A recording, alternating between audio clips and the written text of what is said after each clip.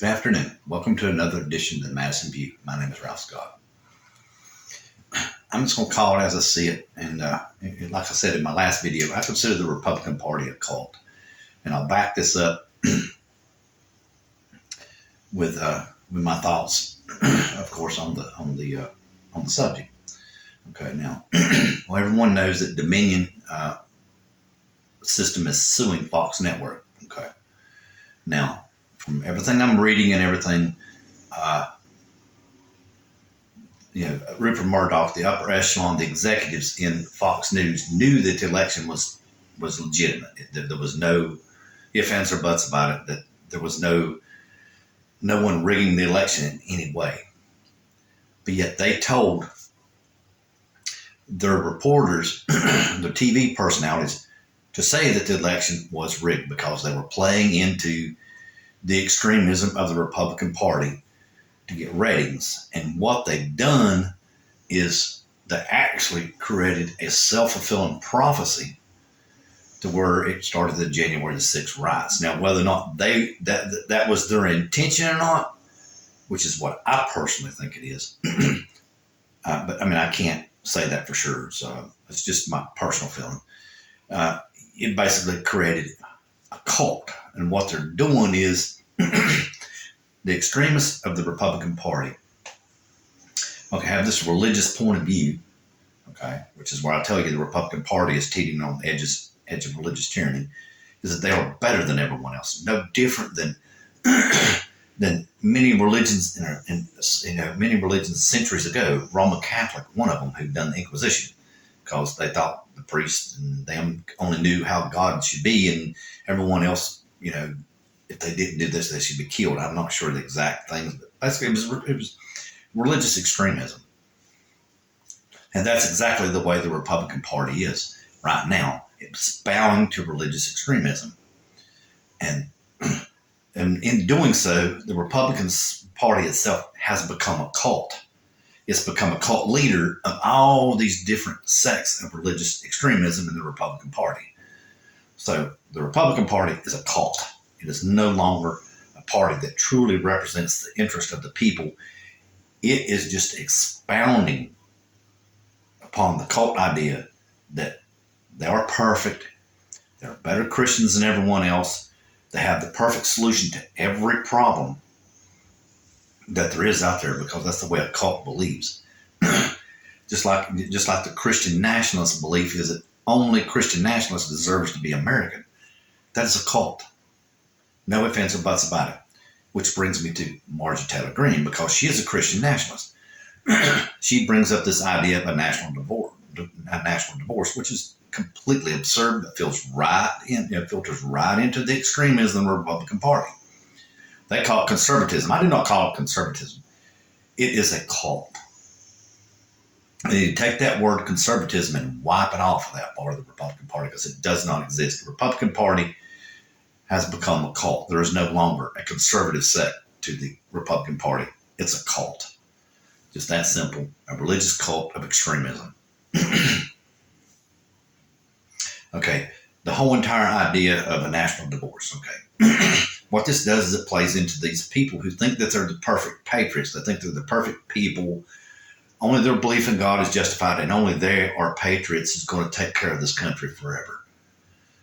Okay. Now, I'm a born and bred patriot, okay? Down through my family history, I know more than probably what you realize. And I'll tell you right here and right now, you call yourself a patriot as a Republican extremist, and you don't even have a clue as to why the Constitution was done. All you want to do is rip it up because you say it does this or say it does that in your point of view. Okay, and you have the right to your point of view. But you do not have the right to go rip up the Constitution to put your point of view on someone else. That is where you're interfering with the basic principle of the Constitution and the Declaration of Independence. The individual has a right to believe how he wants to believe, not how a group of religious extremists believe forced upon them.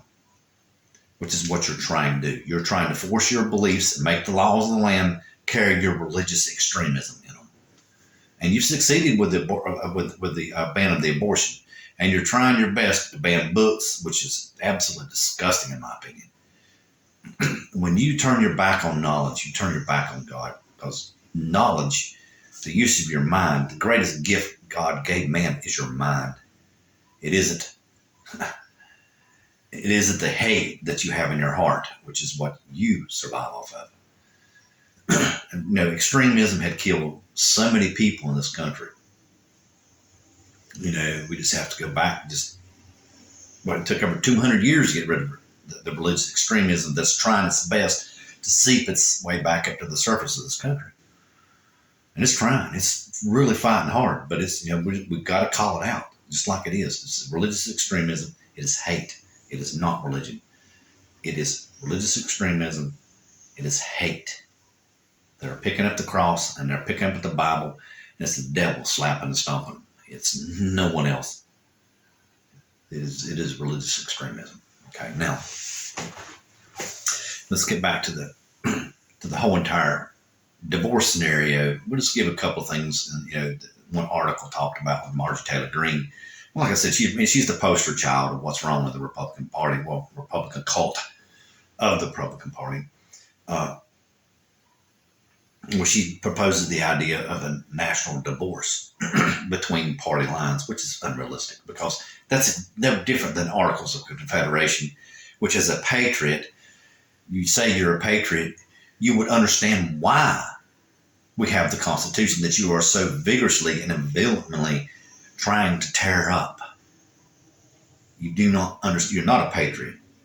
You do not understand unless you read the Federalist Papers, which I doubt very seriously you will do, because you're not patriotic as what you think you are. You need to understand why things are done while they are done, not assume that what your point of view is correct. All the points of view have already been taken into consideration.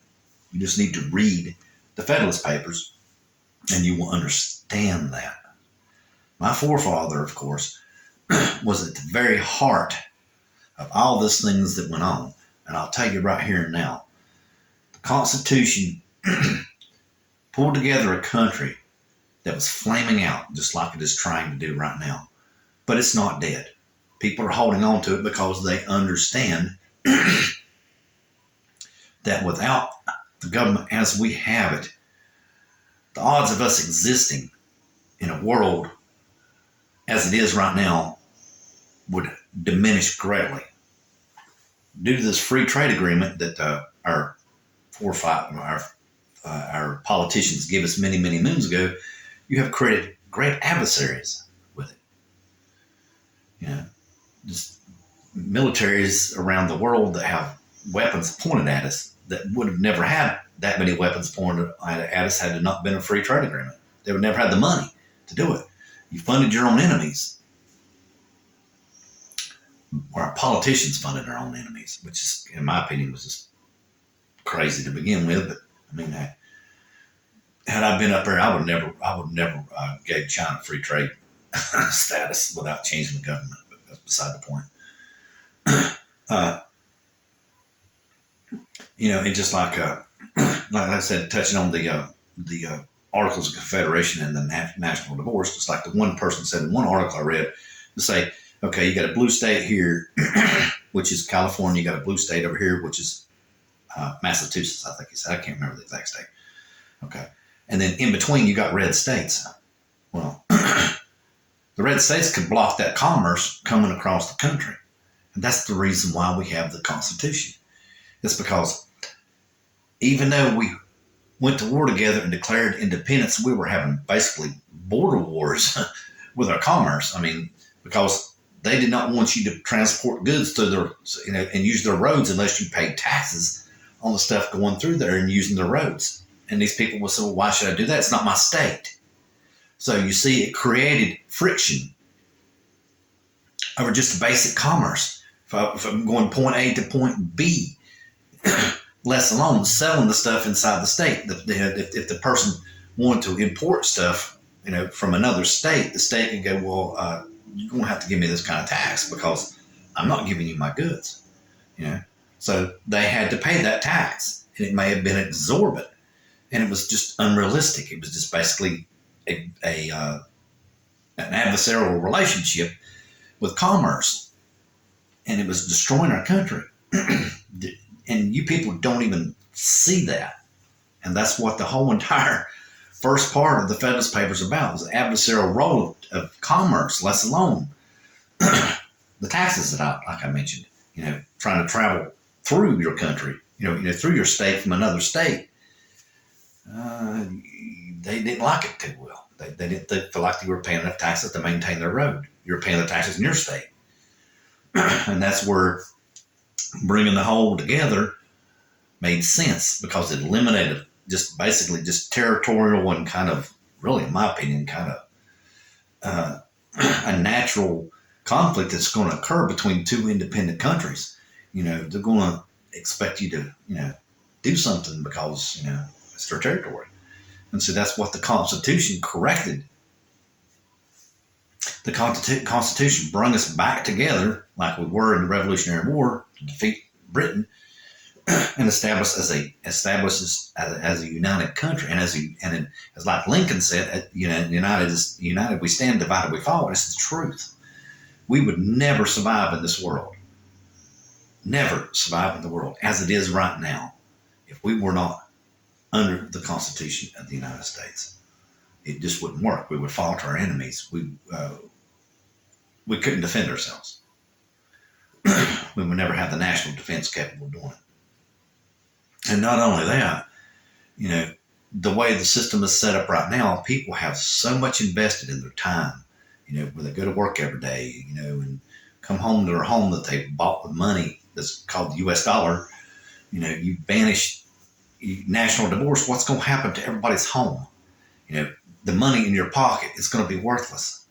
And who's going to make out in that system? The politician declares the worth of everything.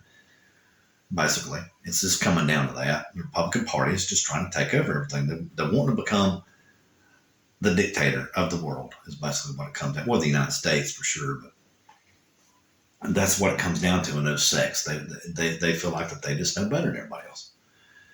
And I could go on for this for hours, but I need to stop because I'm trying to keep the videos at a certain length. Good night.